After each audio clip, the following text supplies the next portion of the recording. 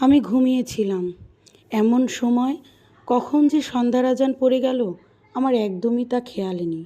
কী করে খেয়ালে থাকবে বলুন? তখন তো আমি ঘুমে বিভোর। হঠাৎ করে কে যেন আমার নাম ধরে ডেকে উঠল। আমি হন্তদন্ত হয়ে উঠলাম। উঠে এদিক ওদিক তাকাতে থাকি। কে আমার নাম ধরে ডাকলো?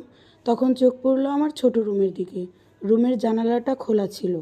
আমি তাকাতেই দেখলাম একজোড়া জ্বলন্ত চোখ। কী চোখের সেই চাহনি! কেমন তার ভুরু, কেমন তার লাল দুটো চোখ! আমি অবাক হয়ে গেলাম। তাকিয়ে আছি। সে আমার স্বামীর নাম ধরে বলল, ও কোথায়, বাসায় আছে? আমি বললাম না তো। তখন সে বলল, তার নাম্বার আছে?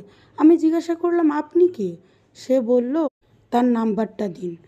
সে আমার দিকে একথা বলেই তাকিয়ে রইল। আমি এক মুহূর্তের মধ্যে মনে হলো, এত উঁচু বাসায় কীভাবে সম্ভব?